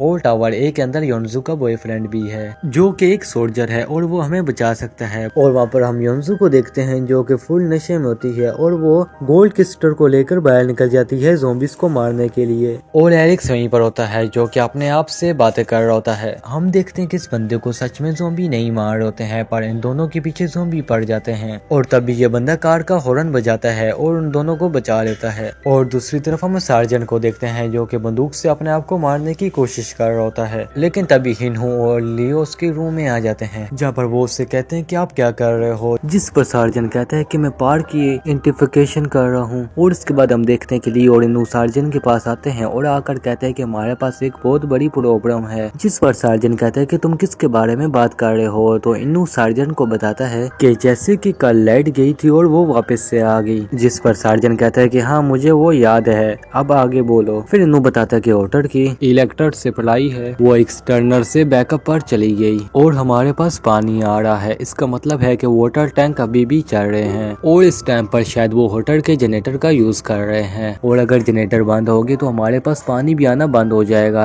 और मेरे हिसाब से शायद ये 1 या 2 दिन तक ही चलेगा। जिस पर सार्जन कहता है कि हमें अब क्या करना चाहिए। और हमें अब पता चलता है कि ली और इनू का दोनों का ही ये प्लान होता है और वो यहाँ से भाग कर जाना चाहते हैं अब ताकि वो दोनों अपनी अपनी फैमिली को बचा सके। और तभी सार्जन के पास पटालर कमांडो का फोन आता है और वो कहता है कि हम आपको सरप्राइज भेज रहे हैं। और ये सुनकर सार्जन खुश हो जाता है लेकिन ये दोनों दुखी हो जाते हैं। और इसके बाद हम सार्जन को एक रूम में देखते हैं जहाँ पर सभी सोल्जर होते हैं और और सुजैन भी होती है और सार्जन उन सभी को बताता है कि हमें सप्लाई मिलने वाली है और ये सुनकर वो सभी लोग खुश हो जाते हैं, लेकिन ये दोनों नहीं होते। और फिर सार्जर बोलता है कि सुजोन को एक गन दो और फिर अगले पल हम देखते हैं कि उनके पास एक हेलीकॉप्टर आ रहा होता है जो कि उन्हें सप्लाई देने के लिए आ रहा होता है। और ये लोग नोटिस करते हैं कि वो हेलीकॉप्टर कुछ ज्यादा ही हिल रहा होता है। तभी सार्जर किम के पास सिन्नू आता है और कहता है कि हम यहाँ उन्हें नहीं उतरने दे सकते और वो अपने फोन में उसको हेलीकॉप्टर की फोटो दिखाता है, जिस फोटो को देखकर सार्जन जल्दी से नीचे जाता है और दूरबीन लेकर उस हेलीकॉप्टर को देखने लगता है। और यहाँ से सीन शिफ्ट होता है, हम योनसू और मैनेजर को देखते हैं और उनके साथ सैम भी होता है और वो लोग एक शॉप में घुस जाते हैं जहाँ पर बहुत ज्यादा कैंस होते हैं, मतलब कि वो एक बार होता है। और स्यूजिन इन दोनों को देखता है जहाँ पर ये दोनों भी फिर से पीने लग पड़ते हैं। स्यूजिन कहता है कि ये दोनों पहले से ही नशे में थे और अब इन दोनों ने फिर से पीना स्टार्ट कर दिया है। और तभी उनके सामने से कुछ ज़ॉम्बी निकलना स्टार्ट हो जाते हैं और हम देखते हैं कि किम उन्हें जला रहा होता है और तभी एक ट्रक आकर इन सभी ज़ॉम्बीज़ को कुचल देता है और किम भी बचकर अंदर आ जाता है, जहाँ पर ये दोनों फिर से किम से कहते हैं कि क्या तुम वो फिर से कर सकते हो क्योंकि तुम बहुत औसम हो। और फिर हम देखते हैं कि तभी उनके सामने से और ज़ॉम्बी निकलना स्टार्ट हो जाते हैं जिनसे बास्केटबॉल प्लेयर फाइट करना स्टार्ट कर देते हैं और ये दोनों उनको चेयर कर रहे होते हैं और इन दोनों को देखकर सियोजिन का दिमाग खराब होने लगता है। और फिर यहाँ से सीन शिफ्ट होता है सार्जन की तरफ जो कि उन सभी सोल्जर को कहता है कि अपनी अपनी गन्स को तैयार कर लो और उस हेलीकॉप्टर पर फायरिंग करना स्टार्ट कर दो और एयर डिफेंस यूनिट अपनी अपनी पोजीशन ले लो, जिस पर इन लोगों को कुछ भी समझ नहीं आ रहा होता है। लेकिन स्कॉट लीवर सभी से कहता है कि अपनी अपनी पोजीशन ले लो और इसके बाद वो सभी लोग उस हेलीकॉप्टर पर फायरिंग करना स्टार्ट कर देते हैं। और वहीं पर स्कॉट लीडर कहता है कि वो मेरी रेंज में नहीं है और जैसे ही वो हेलीकॉप्टर उनकी रेंज में आता है तो स्कॉट लीडर उस हेलीकॉप्टर को ब्लास्ट कर देता है और वो हेलीकॉप्टर नीचे गिरने लगता है। और दूसरी तरफ हम इन लोगों को देखते हैं जो कि उस हेलीकॉप्टर को नीचे गिरते हुए देख रहे होते हैं और उस हेलीकॉप्टर की तरफ जाना स्टार्ट कर देते हैं। और इधर हम सार्जन को देखते हैं जो कि अपने सीनियर पर चिल्ला रहा होता है और कहता है कि आपको अपने हेलीकॉप्टर की पड़ी है, जिस पर उसका सीनियर कहता है कि तुम चिल्ला रहे किसके ऊपर हो और क्या तुम पागल तो नहीं हो रहे, जिस पर सार्जन फिर अपने सीनियर से माफी मांगता है और कहता है कि हमारे पास फूड की कमी हो रही है। और वो अपने सीनियर से पूछते हैं कि क्या हम सिचुएशन कैंप जा सकते हैं क्योंकि अगर हम यहाँ रहे तो हम फूड और वाटर के बिना मर जाएंगे, जिस पर उसका सीनियर कहता है कि तुम अभी जिस जगह पर हो वहीं पर रहो। इसके बाद सार्जन अपने सीनियर को यस बोलकर फोन को रख देता है और जब सार्जन अपना गुस्सा उतार रहा होता है तो हम देख पाते हैं कि इन्होंने ये सब कुछ सुन लिया होता है। और इसके बाद सार्जन सभी सोल्जर को इकट्ठा कर कहते हैं कि आज हम इस बिल्डिंग से निकलने वाले हैं क्योंकि यहाँ पर अब कोई भी सप्लाई नहीं आने वाली है। और तभी सब लोग कह रहे होते हैं कि जब तक हमारे पास फूड है तब तक तो हम रुक ही सकते हैं ना। और फिर सार्जन कहता है कि जब वो फूड खत्म हो गया तो तुम सामने वाले से कैसे फाइट करोगे और तब तुम्हारे पास बिल्कुल भी एनर्जी नहीं बचेगी। और तभी सुजोन अपना हाथ उठाती है और कहती है कि मुझे भी एक गन मिलनी चाहिए, जिस पर सार्जन कहते हैं कि तुमको पहले ही बोल दिया है कि तुम एक सिविलियन हो और हम तुमको गन नहीं दे सकते, जिस पर सुजोन कहती है कि मेरा इन सभी से अच्छा निशाना है और अगर आप चाहो तो मेरा टेस्ट ले सकते हो। और दूसरी तरफ हम इन चारों को देखते हैं जो कि टावर ए के नीचे होते हैं और वो देखते हैं कि उसके अंदर काफी ज्यादा ज़ॉम्बीज हैं। ज़ॉम्बी को देखकर योनजो उनकी तरफ जाने लगती है और कहती है कि ली क्या तुम ठीक तो हो ना, जिस पर ये सभी लोग इसे रोकते हैं और किम कहता है कि तुम्हारा बॉयफ्रेंड तुम्हें कोर्ट जरूर करेगा, तब तक हम किसी सेफ जगह पर चलते हैं, जिस पर सैम कहता है कि हाँ तुम्हारा बॉयफ्रेंड तुम्हें कोर्ट जरूर करेगा, चलो हमारे साथ। और फिर वो सभी लोग टावर ए की पार्किंग के अंदर जाने लगते हैं और यहाँ पर किम उन सभी को अलग-अलग जाने के लिए कहता है और अपनी कार की प्लेट नंबर भी उनको बताता है। और तभी वहाँ पर काफी ज्यादा ज़ॉम्बी आने लगते हैं और ये लोग उनको मारना स्टार्ट कर देते हैं, लेकिन वो सभी ज़ॉम्बी किम को पकड़ लेते हैं और उससे खाना स्टार्ट कर देते हैं। और सियोजन योनजो को वहाँ से लेकर जाने लगता है क्योंकि ये अगर उसे बचाने के लिए गई तो ज़ॉम्बी उससे भी खा जाएंगे। और इस टाइम पर योनजो बहुत बुरी तरीके से रो रही होती है और हम देखते हैं कि वो सभी ज़ॉम्बी किम को खाना स्टार्ट कर देते हैं और सैम किम को बचाने की काफी कोशिश करता है लेकिन वो उसे बचा नहीं पाता। और हम देखते हैं कि तभी वहाँ पर ज़ॉम्बी के बीच में आग लग जाती है और वो जलना स्टार्ट हो जाते हैं। और दूसरी तरफ हम सार्जन को देखते हैं जो कि सभी सोल्जर को मोटिवेशनल दे रहा होता है और उनसे कुछ क्वेश्चन करता है, जिस पर कोई भी सोल्जर उसका जवाब नहीं दे पाता, लेकिन शोजोन उसका जवाब दे देती है, जिस पर सार्जन कहता है कि हाँ तुम बिल्कुल सही हो। इसके बाद सार्जन उन सभी सोल्जर से कहते हैं कि हम VIP लॉन्च में जाएंगे और वहाँ से हम लिफ्ट का यूज करेंगे। और इसके बाद वो लोग गेट ओपन करते हैं और फिर वो लोग देखते हैं कि चारों तरफ बस खून ही होता है। और तभी वहाँ पर कुछ ज़ॉम्बी आ जाते हैं और ये लोग उन पर फायर करना स्टार्ट कर देते हैं। और फिर हम सैम को देखते हैं जो कि रो रहा होता है और उसके सामने जो आग लगी होती है वो भी बुझ चुकी होती है। और वहीं पर योनजू और सियोजन भी होते हैं और वहीं पर सैम को किम की गाड़ी की चाबी मिलती है और वो उसको उठाकर उन दोनों की तरफ चलने लगता है और वो उन दोनों के पास जाकर कहता है कि तुम दोनों लूजर हो। और इसके बाद स्यूजन और सैम आपस में बहस करने लगते हैं। स्यूजन सैम से कहता है कि जाकर कार लेकर आओ, जिस पर सैम कहता है कि मुझको कार चलाना नहीं आती। और ये सुनकर योंजू उसका नंबर ले लेती है। और दूसरी तरफ हम सोल्जर को देखते हैं जो कि सभी ज़ॉम्बीज को मारते हुए नीचे आ रहे होते हैं और वो सभी लोग लॉन्च में पहुंच जाते हैं। लॉन्च में आकर सार्जन कहता है कि हमें शायद उस हेलीकॉप्टर का खर्चा देना होगा। और ये सुनकर इन सभी लोगों के पसीने निकलने लग पड़ते हैं, जिस पर सार्जन कहता है कि मैं तो बस मजाक कर रहा था। इसके बाद सार्जन इन सभी से 2-2 की टीम बनाने के लिए कहता है। और फिर हम सैम को देखते हैं, वो कार मिल जाती है और ज़ॉम्बी सैम पर अटैक नहीं कर रहे होते हैं और सैम उन सभी ज़ॉम्बियों को भेड़ बकरियों की तरह उठाकर फेंक रहा होता है। इसके बाद वो कार में बैठ जाता है और योंजू को वीडियो कॉल करता है और योंजू उसकी वीडियो कॉल उठा लेती है। और उसके बाद वो उसको सिखाते हैं कि ड्राइविंग कैसे करते हैं। और सैम को तो इस टाइम पर बिल्कुल भी ड्राइव करना नहीं आ रहा होता है और वो जोर से चिल्लाने लगता है। और इधर ये दोनों भी बहुत जोर से चिल्ला रहे होते हैं उसको बताने के लिए। और इनके पास इनकी आवाज सुनकर काफी ज्यादा ज़ॉम्बी आने लगते हैं। और फिर हम सोल्जर को देखते हैं जो कि अलग-अलग घूम रहे होते हैं। और वहाँ पर हम सार्जन किम और इन दोनों को देखते हैं जहाँ पर इनको पाउलू मिलता है। और इसे देखकर सार्जन किम कहते हैं कि तुम्हें कहीं ज़ॉम्बी ने तो नहीं काटा। और हमें यहाँ पर पता चलता है कि पाउलू बहुत टाइम से सो रहा था और इसलिए इसने टैबलेट का यूज किया था, यानी कि नींद की गोलियों का। और वहीं पर हम ली और इनू को देखते हैं जो कि कुछ खा रहे होते हैं। और तब इनू के पास एक नोटिफिकेशन आता है और वो देखता है कि उन लोगों को वाईफाई मिल रहा होता है। और इसके बाद वो ली को बताता है और ली ये सुनकर अपना फोन निकालता है और योंजू को कॉल करने लगता है। और दूसरी तरफ हम योंजू को देखते हैं जो कि सैम से वीडियो कॉल पर बात कर रहे होते हैं, लेकिन तभी उनके पास ली की वीडियो कॉल आ जाती है और वो जल्दी से इसे उठा लेती है और वो दोनों एक दूसरे को देखकर रोने लगते हैं, जिस पर ली उससे कहता है कि क्या तुम ठीक हो। और तब ली गॉड को थैंक यू कहता है। और उसके बाद ली योंजू से पूछता है कि तुम कहाँ पर हो, जिस पर योंजू ली को बताती कि वो 8 टावर के बेसमेंट में है। इसके बाद योंजू से पूछती है कि तुम कहाँ पर हो, कौन से फ्लोर पर हो, मैं तुम्हारे पास आ रही हूँ और तुम अब कहाँ पर हो मुझे जल्दी से बताओ। इसके बाद ली उससे कहते कि तुम यहाँ पर क्या कर रही हो, जिस पर योंजू कहती है कि मुझे तुम्हारी चिंता हो रही थी इसलिए मैं यहाँ पर आ गई। और तब ली उससे कहता है कि तुम्हें यहाँ पर नहीं आना चाहिए था। और उसके बाद योंजू फिर उससे पूछती है कि तुम कौन से फ्लोर पर हो, जिस पर ली कहते हैं कि तुम यहाँ नहीं आ सकती क्योंकि ये बहुत ज्यादा डेंजरस है और तुम ऐसी जगह पर चली जाओ जहाँ पर तुम सेफ हो। योंजू कहती है कि तुम्हें नहीं पता, मैं बहुत स्ट्रॉन्ग हूँ और मैं तुम्हें प्रोटेक्ट करूंगी, बस तुम ये बताओ कि तुम कहाँ पर हो। जिस पर ली उससे सॉरी कहता है और कहता है कि मैं उस बिल्डिंग में नहीं हूँ। और इस टाइम पे वो झूठ बोल रहा होता है और ली योंजू से कहता है कि तुम यहाँ से चली जाओ और तुम साउथ स्टेशन पर पहुंच जाओ क्योंकि वहाँ पर बहुत ज्यादा सोल्जर होंगे जो कि तुम्हें बचा लेंगे, तुम वहाँ चली जाओ और मैं भी वहाँ पर जल्दी ही पहुंच जाऊंगा। और तभी हम देखते हैं कि योंजू का फोन बंद हो जाता है क्योंकि उसमें बैटरी नहीं होती। और तब हम ली को देखते हैं जो कि फिर से उसे फोन करने की कोशिश करता है पर उससे फोन नहीं लगता, जिस पर उसका दोस्त नू कहता है कि वो खुद को संभाल लेगी क्योंकि अब तक वो बच्ची रही है तो आगे भी बचेगी। और हम इधर सैम को देखते हैं जो कि कार को सही से नहीं चला रहा होता है क्योंकि वीडियो कॉल कट चुका होता है और उसकी कार पर बहुत ज्यादा ज़ॉम्बीज लटके हुए होते हैं जिन्हें देखकर वो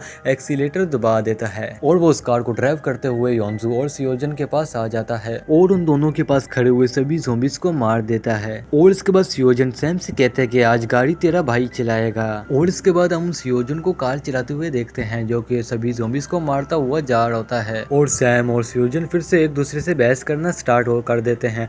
और हम यहाँ पर देखते हैं कि सैम की आंखें लाल हो रही होती हैं और फिर हमें सभी सोल्जर दिखाए जाते हैं जो कि खाना खा रहे होते हैं। और यहीं पर हम फावड़ो को देखते हैं जो कि अपनी नोटबुक में लिख रहा होता है कि तुम सभी लोगों को बाद में पैसे देने पड़ेंगे। और इसके बाद सार्जन सिगरेट पीना स्टार्ट कर देता है और कहता है कि अगर तुम्हें भी पीना है तो तुम सभी लोग पी सकते हो। और यहाँ पर ये सभी लोग सिगरेट पीना स्टार्ट कर देते हैं और यहाँ पर पावरो इनसे कहता है कि यहाँ पर सिगरेट पीना मना है। और वो शेजोन के पास जाता है और कहता है कि तुम तो इसी स्टाफ की मेंबर हो ना, तो तुम कैसे पी सकती हो। और इसके बाद सार्जन कहता है कि मैं पीने के लिए कुछ लेकर आता हूँ और वो अकेला चला जाता है और तभी उसे एसी विंडो से आवाज आने लगती है। और जैसे ही वो उसके पास जाता है तो उसके अंदर से एक ज़ॉम्बी निकलता है और ये देखकर सार्जन जोर से चिल्लाता है और दूसरी तरफ ये सभी लोग अपनी गन्ने हाथ में उठा लेते हैं। और तभी उनके पास एक ज़ॉम्बी आ रहा होता है जिसका निचला हिस्सा कटा हुआ होता है और ये चारों से नहीं मार पाते लेकिन शोजोन उसे मार देती है। और इसके बाद वहाँ से सार्जन आता है जो कि ज़ॉम्बी बन चुका होता है और वो इनकी तरफ आने लगता है और स्क्वाड लीडर उसकी तरफ गन लेकर खड़ा हो जाता है और जैसे ही वो फायर करता है तो यहाँ पर सीन कट होता है। और दूसरी तरफ हम इन तीनों को देखते हैं जहाँ पर सैम कहते हैं कि मुझे उतार दो और वो इन दोनों से कहता है कि अब तुम दोनों जा सकते हो, जिस पर योंजू कहती है कि तुम हमारे साथ हॉस्पिटल क्यों नहीं जा रहे हैं, जिस पर सैम कहता है कि तुम दोनों जाओ क्योंकि मुझे यहीं पर रहकर पढ़ाई करनी है। और उसके बाद वो दोनों यहाँ से जाने लगते हैं, जिस पर योंजू कहती है कि मैंने उससे उसका नाम भी नहीं पूछा। तो सुजन कहता है कि वो एक ज़ॉम्बी में बदल रहा था, इसलिए वो वहीं पर उतर गया। और इधर हम सैम को देखते हैं जो कि उन सभी ज़ॉम्बीज़ को रोक रहा होता है और इस टाइम पे वो खुद भी ज़ॉम्बी में बदल रहा होता है। और तभी ऐसे सीन कट होता है और हम किसी की आंखों को देखते हैं। तो गाइस आप कमेंट में बताओ कि ये किसकी आंखें हो सकती हैं, एलेक्स की या सैम की। अगले सीन में हम होटल के मैनेजर को देखते हैं जो कि उल्टियां कर रहा होता है। इसके बाद वो सोफी की स्किन निकाल कर खुद के ऊपर लपेट कर बाहर चला जाता है और तब भी उसके पीछे से ज़ॉम्बी आने लगते हैं, लेकिन वो वहाँ से भागकर चला जाता है। इसके बाद हम स्कॉट लीडर को देखते हैं जो कि सार्जन किम की बॉडी के ऊपर कपड़ा डाल रहा होता है और सभी लोग ये देखकर बहुत ज़्यादा सैड होते हैं। और तभी पीछे से ली आता है और स्कॉट लीडर से कहता है कि अब आप ही हमारे सार्जेंट हैं और आपको खुद को संभालना होगा। और फिर स्कॉट लीडर पीछे मुड़कर देखता है और कहता है कि हाँ, अब मैं ही सीनियर बचा हूँ। और वो शिजोन से पूछता है कि हम सबसे जल्दी और सेफ नीचे कैसे पहुँच सकते हैं, जिस पर शिजोन कहती है कि हम बाइची लॉन्च के एलिवेटर से जल्दी पहुँच सकते हैं। और इसके बाद यहाँ से सीन शिफ्ट होता है मैनेजर पर, जहाँ पर वो स्टाफ रूम में पहुँच जाता है। अंदर जाने के बाद उसे एक स्टेबर गन मिलती है, जिससे लेने के बाद वो ज़ॉम्बीज़ को मारने के लिए निकल जाता है। और इसके बाद हम पूरी सिटी में एक अनाउंसमेंट को सुनते हैं और उस अनाउंसमेंट में कहा जाता है हम सभी सर्वाइवल लोगों के लिए एक ट्रेन चला रहे हैं जो कि सिर्फ 3 स्टेशन पर ही रुकेगी। और नेक्स्ट सीन में हम योंजू और सियोजुन को देखते हैं जो कि किम की कार में होते हैं और वहाँ पर बहुत ज़्यादा ट्रैफिक हो रहा होता है क्योंकि वो सभी लोग भी स्टेशन की तरफ जा रहे होते हैं। और तभी 3 लोग उनकी गाड़ी के पास आ जाते हैं और उनको बाहर निकलने के लिए कहते हैं, जिनमें से एक बंदा उस गाड़ी के कांच को तोड़ देता है और योंजू को बाहर निकाल कर फेंकता है। दूसरा बंदा आकर सियोजुन को भी बाहर फेंक देता है और उनकी गाड़ी को लेकर वहाँ से निकल जाते हैं। सियोजुन योंजू को उठाता है और कहता है कि ये लोग ऐसा कैसे कर सकते हैं।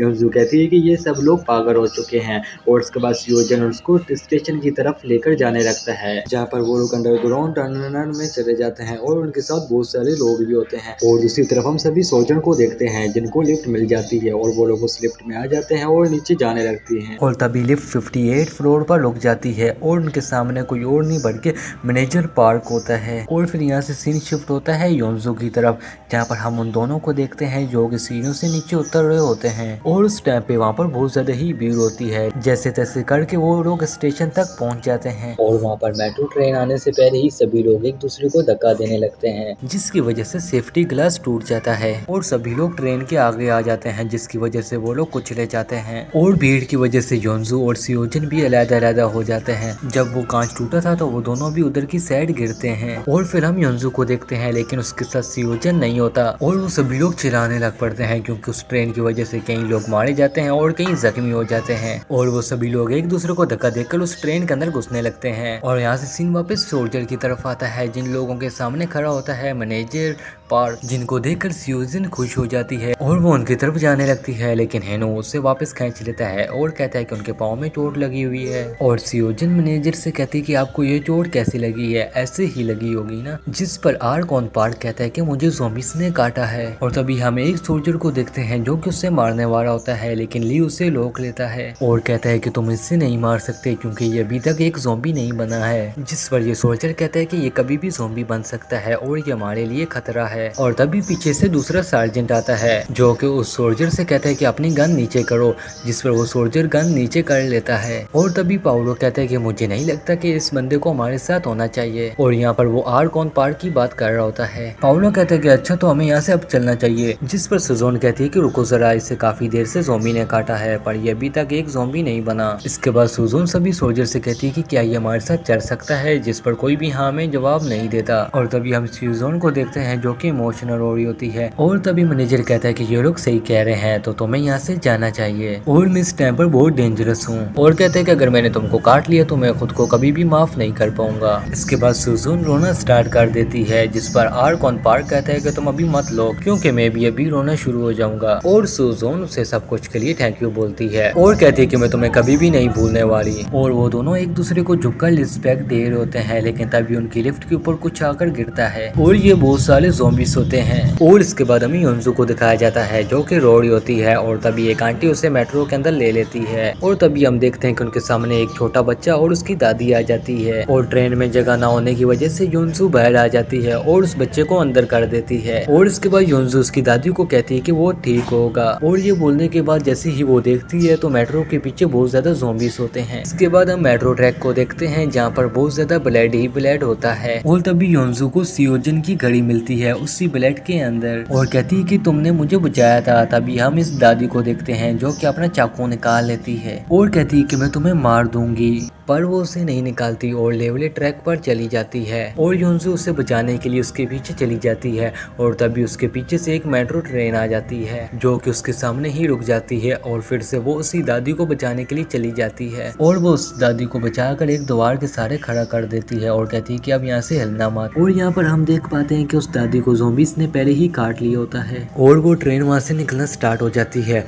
दूसरी तरफ ये दादी भी ज़ॉम्बी बन जाती है और वो उस पर अटैक करना स्टार्ट कर देती है और योंजू खुद को बचाने के लिए उस दादी का सर ट्रेन की तरफ कर देती है जिसकी वजह से उसका पूरा सर ही गायब हो जाता है और इसकी बॉडी को देखकर वो रोने लगती है और उसके बाद वो स्टेशन की तरफ जाने लगती है और तभी पीछे से उसको उसकी माँ की आवाज आती है जिसकी वजह से वो पीछे जाने लगती है और तभी उसको वहाँ पर एक गेट मिलता है और जैसे ही वो उसको खोलती है तो यहाँ पर सीन कट होता है और दूसरी तरफ हम सोल्जर को देखते हैं जिनके ऊपर ज़ॉम्बी गिरना स्टार्ट हो जाते हैं, लेकिन वो सभी लोग लिफ्ट से बाहर आ जाते हैं और लिफ्ट से बाहर निकलते ही वो लोग सभी अलग-अलग हो जाते हैं और उनके पीछे ज़ॉम्बी पड़ जाते हैं और तभी पाओलो को एक खुला हुआ गेट मिलता है और वो अंदर चला जाता है और उसके पीछे ली और हिनू भी चले जाते हैं और फिर हम सुजोन और की योंग को देखते हैं और यहाँ पर किंग योंग को एक कार्ड मिलता है, मतलब कि रूम का कार्ड, और वो लोग एक रूम को खोलकर अंदर चले जाते हैं और इसके बाद हम आर्कॉन पार्क और दूसरे सार्जन और एक सोल्जर को देखते हैं। पर आर्कॉन पार्क इन दोनों को एक कमरे में जाने के लिए कहता है और आर्कॉन पार्क ज़ॉम्बीज़ से फाइट करना स्टार्ट कर देता है और ज़ॉम्बीज़ को खत्म करने के बाद वो भी उनके पीछे चला जाता है और इसके बाद वो दोनों एक रूम में चले जाते हैं जहाँ पर सोल्जर सार्जन को अंदर फेंक देता है,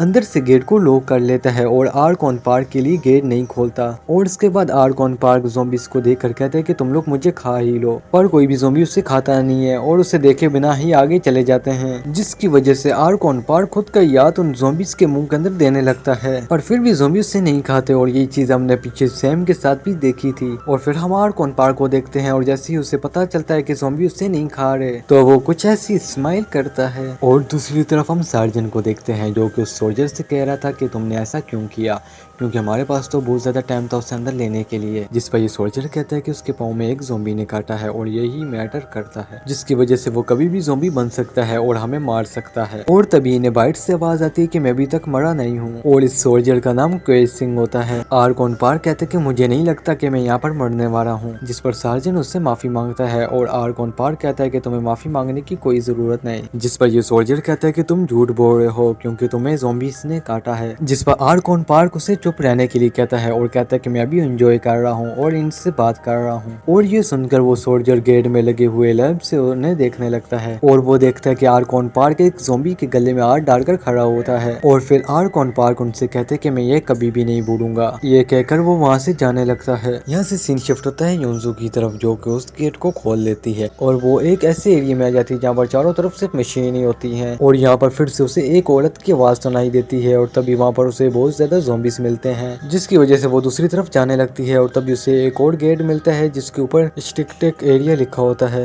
और वो उसके अंदर चली जाती है और यहाँ पर उसे बहुत सारी चीजें मिलती हैं। लेकिन सबसे पहले वो अपने फोन को चार्ज करती है और फिर ली को कॉल करती है, लेकिन ली को कॉल नहीं लगता और फिर इसके बाद हम ली को देखते हैं जो कि सभी लोगों से कांटेक्ट करता है, जिस पर सभी लोग उससे बताते हैं कि वो लोग ठीक हैं, लेकिन वो लोग अलग-अलग होते हैं और वो सभी बारी बारी से बात करते हैं। और फिर यहाँ से सीन शिफ्ट होता है और हम योंजू को देखते हैं जो कि खुद ही अपना ट्रीटमेंट कर रही होती है और वो अपने आसपास काफी ज्यादा चीजों को देखती है और तभी वहाँ पर उसे खाने के लिए भी सामान मिलता है और तभी उसे एक कटर मशीन दिखाई देती है जिसे देखकर वो खुश हो जाती है। और फिर यहाँ से सीन शिफ्ट होता है सोल्जर की तरफ और तभी हम यहाँ पर ली को देखते हैं और तभी उससे वोकी टोकी पर सार्जन कहता है कि हमारे पास एमो बहुत कम है, जिसकी वजह से हम हम बाहर नहीं निकल सकते। और फिर हम दूसरी तरफ सुजोन को देखते हैं जहाँ पर वो भी बुलेट्स को गिन रही होती है। और तभी योन उसे एक कैन देता है और उसके ऊपर एक पेपर होता है और उसमें के योन की इंस्टा आईडी होती है, जिसे देखकर सुजोन कहती है कि ये सब क्या है। तो के योन उसे डायरेक्टर ही कह देता है कि अगर हम यहाँ से बच गए तो क्या तुम मेरे साथ डेट पर चलोगी। जिस पर सुजोन कहती है कि तुम्हें क्या लगता है कि ये सही टाइम है इन फालतू चीजों के लिए क्या। जिस पर के योन कहता है कि मैंने अपनी पूरी जिंदगी में ऐसी कोई भी चीज नहीं की है और मुझे लगता था कि मैं किसी दिन मारा जाऊंगा और कुछ नहीं। और फिर मैंने रियलाइज किया कि मुझे जीने का एक रीजन चाहिए और अब मैं तुम्हें देखकर हर एक दिन जीना चाहता हूँ और मेरे अंदर ये एक नई सी फीलिंग आ गई है। और ये सब कुछ सुनने के बाद सुजोन का रिएक्शन कुछ ऐसा होता है और वो केयो के दिए हुए पेपर को अपनी पॉकेट में रख लेती है और वो उससे कहती है कि तुम्हें मुझे एक अच्छे से रेस्टोरेंट में लेकर जाना होगा। एंड ये डेट पक्की हुई। और ये सुनने के बाद ये बंदा तो बिल्कुल पगला जाता है। और फिर यहाँ से सीन शिफ्ट होता है योनजू की तरफ, जो कि इस मशीन को स्टार्ट करने की कोशिश करती है लेकिन वो खराब होती है। और फिर वो इसके बाद उसे रिप्ले करने लग जाती है और कहती है कि लगता है कि आज मेरी इंजीनियर की डिग्री काम आ रही है। और फिर उस मशीन को सही करते वक्त फिर से उसे उस औरत की आवाज सुनाई देती है, जिस पर योनजू कहती है कि तुम चुप क्यों नहीं हो जाती। और यहाँ पर हमें नहीं पता लगता कि वो आवाज किसकी है। और इसके बाद वो उस मशीन को सही कर लेती है और उसे चालू कर कर चेक करती है और कुछ आउटफिट्स को पहन लेती है। और तभी यहाँ से सीन शिफ्ट होता है ली की तरफ, जो कि उस होटल के टैबलेट में गेट के बाहर जो ज़ॉम्बीज होते हैं उन्हें देख रहा होता है और उसके पीछे हिनु उस विंडो को ओपन करता है। और तभी ली अपने टैबलेट में मैनेजर को देखता है, जो कि कह रहा होता है कि मुझे कोई भी ज़ॉम्बीज नहीं काट रहा। जिस पर ली कहता है कि ऐसा कैसे हो रहा है। जिस पर आर्कॉन पार्क कहता है कि अभी ये सोचने का टाइम नहीं है। और वो उनसे कहता है कि तुम उस कमरे से निकल सकते हो और वो उसी विंडो से निकलने के लिए कहता है जिसे अभी हिनु ने ओपन किया था। और ये सब कुछ ली बाकी लोगों को भी वॉकी टॉकी पर बता देता है। और तब आर्कॉन पार्क ली को कहता है कि मैं उसके अंदर जाऊंगा और तुम्हारे लिए वहाँ पर एरो के निशान बनाऊंगा, जिसकी मदद से तुम सभी लोग मेरे पीछे आते रहना। और बाकी सभी लोगों को भी ली ये बता देता है और वो बाकी लोग भी उस खिड़की को खोलते हैं वहाँ से निकलने के लिए। और बाहर हम आर्कॉन पार्क को देखते हैं, जो कि फिर से स्टाफ रूम में आता है और ड्रिंक करने लगता है। और फिर वो भी उसी विंडो के अंदर चला जाता है और वहाँ पर एरो के निशान बनाना शुरू कर देता है और बाकी सभी लोग भी उसके अंदर आ जाते हैं। और फिर यहाँ से सीन शिफ्ट होता है योनजू की तरफ, जहाँ पर वो इस मशीन को लेकर ज़ॉम्बीज को मारने के लिए बाहर निकल आती है और वो धीरे धीरे कर एक एक ज़ॉम्बीज को मारने लगती है। लेकिन तभी वहाँ पर कुछ ज्यादा ज़ॉम्बीज आ जाते हैं और उनसे बचने के लिए वो वहाँ से भागने लगती है। और तभी यहाँ से सीन शिफ्ट होता है ली की तरफ, जहाँ पर उसे कोई भी एरो नहीं दिख रहा होता है और वहाँ पर सिर्फ एक गोल सर्कल ही बना होता है। और तभी आर्कॉन पार्क उन सभी लोगों को अपने साथ आने के लिए कहता है और वो उन सभी लोगों के ऊपर होता है और वो सभी लोग आर्कॉन पार्क के पीछे जाने लगते हैं। और तभी हम यहाँ पर दो सोल्जर को देखते हैं, जो कि उल्टे लेट कर वहाँ पर जा रहे होते हैं और उन्हें वहाँ पर एरो दिखाई नहीं दे रहा। और तभी वहाँ पर बहुत सारे ज़ॉम्बीज आ जाते हैं और उन ज़ॉम्बीज से बचने के लिए दोनों गलत डायरेक्शन में चले जाते हैं। और तभी यहाँ से सीन शिफ्ट होता है योनजू की तरफ, जिसके पीछे ज़ॉम्बीज पड़े होते हैं और ज़ॉम्बीज से बचने के लिए वो एक छोटी सी जगह से निकल रही होती है और फिर भी बहुत सारे ज़ॉम्बीज उसके पीछे पड़े होते हैं और फिर वो उन ज़ॉम्बीज के ऊपर अटैक करती है। यहाँ से सीन शिफ्ट होता है और हम सुजैन और गई को देखते हैं, जो कि ज़ॉम्बीज से बच रहे होते हैं लेकिन ज़ॉम्बी उनके पास आ ही जाते हैं। वो दोनों उनसे बचते हुए सार्जन कैंप के पास पहुंच जाते हैं, लेकिन आगे रास्ता बंद होने की वजह से तो वो लोग उन ज़ॉम्बीज को वहीं पर खत्म कर देते हैं। तभी गन शूट की आवाज जेहू पार्क और हिनु को सुनाई देती है। जेहू उन्हें बचाने के लिए जाने लगता है पर पार्क उसे रोक लेता है और तभी पाउलो आगे चला जाता है और उसके चीखने की आवाज आती है इन्हें। और यहाँ से सीन शिफ्ट होता है योनजू पर, जो कि ज़ॉम्बीज को मारकर आगे बढ़ रही होती है और वो काफी ज्यादा ज़ॉम्बीज को खत्म कर देती है और वो उनको मार रही होती है और उनसे बातें भी कर रही होती है। और वो ज़ॉम्बियों से भागकर एक सेफ जगह पर जाकर बैठ जाती है और वहीं पर सो जाती है, क्योंकि वो बहुत ज्यादा थक गई थी। दूसरी तरफ हम देखते हैं कि पाउलो को ज़ॉम्बीज ने काट लिया होता है, तो सोल्जर ज़ॉम्बीज को मार देते हैं और जैसे ही पाउलो को मारने वाले होते हैं फिर ये लोग सोचते हैं कि मैनेजर ज़ॉम्बी नहीं बने थे तो शायद ये भी ना बने। तो वो पाउलो को बिठाकर उससे अल्कोहल पिलाते हैं पर उससे कुछ नहीं होता और वो ज़ॉम्बी बन जाता है और उन पर हमला करने लगता है, तो वो उसे नीचे फेंक देते हैं। और यहाँ सार्जन और शिजोन अभी भी वहीं पर फंसे होते हैं, तो वो लोग देखते हैं कि सामने से और भी ज़ॉम्बीज आ रहे हैं और इनकी गन में इतनी गोलियां नहीं होती कि वो इन्हें मार सके। तो इनका एक सोल्जर गन को रिलोड करने लगता है तो उसके हाथ से गन नीचे गिर जाती है और वो आवाज सुनकर वो ज़ॉम्बी और तेजी से उनकी तरफ जाने लगते हैं। पर तभी एक और आवाज आती है, तो वो उस आवाज को सुनकर सभी उसी तरफ भागने लगते हैं और हमें पता चलता है कि ये पार्क कर रहे होते हैं ज़ॉम्बीज को अट्रैक्ट करने के लिए। तो वो सभी ज़ॉम्बीज को नीचे गिरा देता है और बाकी सब सोल्जर भी यहाँ पर आ जाते हैं। और दूसरी तरफ हमें योनजू दिखाई जाती है और उसके आसपास काफी ज्यादा धुंध होती है और तभी उसके सामने ली आता है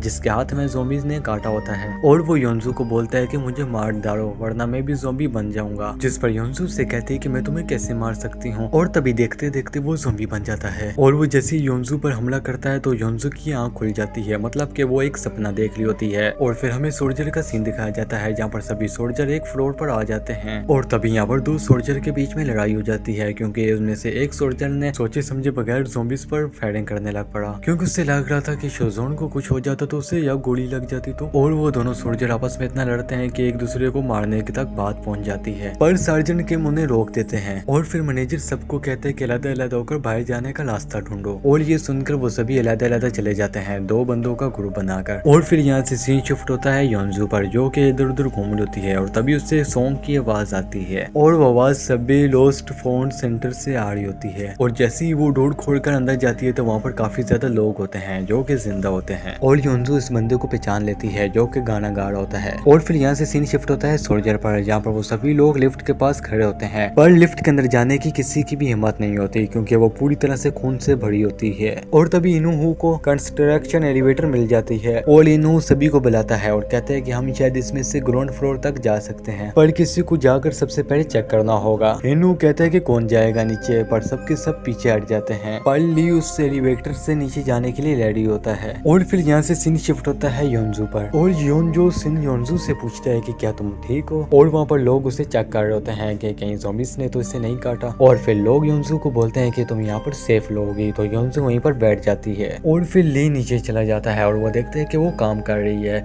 और जैसे ही वो आसपास देखता है तो उसकी आंखों में आंसू आ जाते हैं, क्योंकि सब कुछ तबाह हो चुका होता है। और दूसरी तरफ योंजू फोन चला रही होती है, अपनी और ली की फोटोज देख रही होती है। और तभी उसको एक वीडियो दिखाई देती है, जिसको देखकर वो कहती है कि उसने ये कब बनाई। और फिर योंजू उस वीडियो को ऑन करती है, जिसमें ली कह रहा होता है कि योंजू क्या तुम मेरा वेट कर रहोगी, अगर तुम मुझसे कभी भी ब्रेकअप करोगी तो भी मैं तुम्हें कुछ नहीं बोलूंगा, जिसमें तुम खुश हो उसमें मैं खुश हूँ। और फिर हमें योंजू दिखाई जाती है जो कि उस वीडियो को देखकर उसकी आंखों में आंसू आ जाते हैं। और दूसरी तरफ हमें ली दिखाया जाता है जो कि उस एलिवेटर को लेकर ऊपर जाने लगता है, और ये देखकर सभी सोल्जर खुश हो जाते हैं। और फिर हमें योंजू दिखाई जाती है जो कि उस रूम में से सभी काम वाले सामान ले लेती है, जो भी उसके काम आने वाली चीजें थी वो वहाँ से लेकर सब चली जाती है। दूसरी तरफ हमें सोल्जर दिखाए जाते हैं जो कि सभी एलिवेटर पर चढ़ जाते हैं और वो नीचे आने लगते हैं, पर तभी एलिवेटर बीच में अटकने लगता है। तो शोज़ोन मैनेजर से पूछती है कि ये कब सही हुआ था, जिस पर मैनेजर को तो पता ही नहीं था कि ये कब ठीक हुआ था। और अगले पर वो एलिवेटर बीच में ही रुक जाता है, और ली उसे ठीक करने की कोशिश भी करता है, पर उससे ठीक नहीं होता। और वो एलिवेटर जिस जगह लुका होता है वहाँ काफी ज्यादा ज़ॉम्बीज़ होते हैं। एक ज़ॉम्बी उन्हें देखकर उनकी तरफ आता है और कांच पर अपना सर मारने लगता है। सभी ज़ॉम्बी उसकी आवाज सुनकर वहाँ पर आ जाते हैं और कांच पर अपना सर मारने लगते हैं। और तब ली उस एलिवेटर के कंट्रोलर पर काफी जोर से पंच करता है, जिससे वो चलने लग पड़ता है। और दूसरी तरफ वो विंडो टूट जाती है और सभी ज़ॉम्बीज़ एलिवेटर पर गिरने लगते हैं। योंजू ज़ॉम्बीज़ के बीच में फंस जाती है और वो उनसे बचकर वहाँ से निकल रही होती है, और वो एक जगह पर आकर पहुँचती है, लेकिन वहाँ पर रास्ता बंद होता है। फिर हमें सोल्जर दिखाए जाते हैं और उनके एलिवेटर के पास काफी ज्यादा ज़ॉम्बीज़ लटक जाते हैं और वो उन्हें मारकर नीचे फेंकने लगते हैं। और जैसे ही सारे ज़ॉम्बी नीचे गिर जाते हैं तो वो एलिवेटर एक तरफ से टूट जाता है और एक फ्लोर पर जाकर अटक जाता है, और सभी लोग उस एलिवेटर से उतर जाते हैं, पर ली नहीं उतर पाता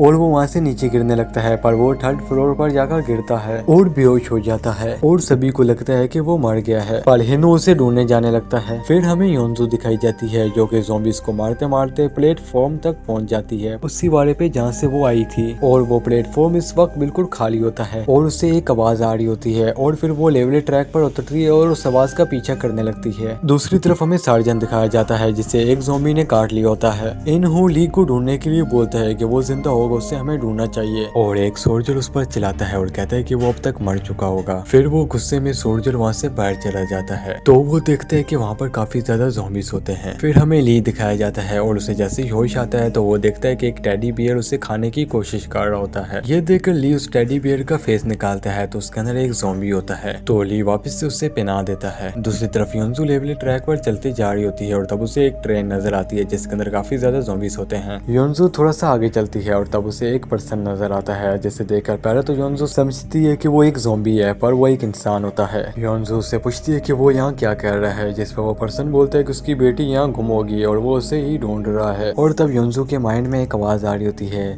जो कि उससे कहती है कि यहाँ से भाग जाओ। और यहाँ पर हम देखते हैं कि वो आदमी यहाँ अकेला नहीं होता और उसके वहाँ पर साथी भी होते हैं जो कि गुंडे होते हैं। वो युनजू को पकड़ लेते हैं और कहते हैं कि कहीं ये ज़ॉम्बी तो नहीं बनने वाली, क्योंकि इसके ऊपर काफी ज्यादा ब्लड है। वो उससे उसका हथियार भी खींच लेते हैं कि ये इसके पास क्या कर रहा है। वो सभी अपने बॉस से पूछते हैं कि इस लड़की का क्या करना है, जिस पर उनका बॉस कहता है कि इस लड़की को काट डालो। वो लोग जैसे ही योनजू को मारने के लिए जाते हैं तो योनजू वहाँ से भाग जाती है, तो वो लोग उसका पीछा करने लगते हैं। यहाँ से सीन शिफ्ट होता है सोल्जर की तरफ, जहाँ पर हमें ली दिखाया जाता है। वो सबको आवाज देता है पर उसकी आवाज कोई नहीं सुनता। और फिर उस टेडी बेयर कॉस्ट्यूम वाले ज़ॉम्बीज़ को देखकर ली को कुछ आइडिया आता है और फिर वो उसे उठाकर बिल्डिंग से नीचे फेंक देता है, ये चेक करने के लिए कि वो मरता है कि या नहीं। ली देखते है कि वो नीचे गिरने के बाद भी उठकर चलने लगता है। ये देखकर ली भी वैसे ही टेडी बेयर को पहनकर फ्लोर से नीचे कूद जाता है और ली योनजू योनजू चिल्ला रहा होता है। यहाँ पे हम देखते हैं कि वो गिरने के बाद उस कॉस्ट्यूम की वजह से बच जाता है, उससे कुछ नहीं होता। वो टावर के गेट पर 2 सोल्जर को देखता है जो कि ज़ॉम्बी बने होते हैं, शायद से वो उसकी ही टीम के होते हैं। तभी हम देखते हैं कि ऊपर के फ्लोर से ज़ॉम्बीज़ नीचे गिर रहे होते हैं। ऊपर सभी सोल्जर ज़ॉम्बीज़ को नीचे फेंक रहे होते हैं क्योंकि वहाँ पर काफी ज्यादा ज़ॉम्बीज़ आ गए होते हैं। दूसरी तरफ योनजू के पीछे जो गुंडे पड़े होते हैं वो योनजू का भी पीछा कर रहे होते हैं। योनजू उनसे बचते हुए भागकर एक ट्रेन में जाकर छुपती है, लेकिन वहाँ पर भी वो गुंडे आ जाते हैं। फिर योनजू वहाँ से भागने लगती है और वो सभी ट्रेन के डब्बों को क्लोज करती है और वो जैसे ही लास्ट डब्बे के पास पहुंचती है तो वहाँ पर ज़ॉम्बीज़ होते हैं। दूसरी तरफ वो गुंडे भी उसके पीछे आ गए होते हैं और यहाँ पर सभी ज़ॉम्बीज़ को उठा कर नीचे फेंक रहे होते हैं। तभी हिनू और मैनेजर को ली दिख जाता है। वो दोनों खुश हो जाते हैं उसे देख करके वो जिंदा है और उससे कुछ नहीं हुआ। वो सभी को बता देते हैं कि ली जिंदा है। फिर ली को वहाँ कुछ नजर आता है और फिर ली उनके नीचे आने का एक प्लान बनाता है। ली उन सबको बोलता है जिक लाइन बनाने के लिए कि अगर वो जिक लाइन बना लेंगे तो वो इजीली नीचे आ जाएंगे। और अब वो उनको तार को बांधने के लिए बोलता है।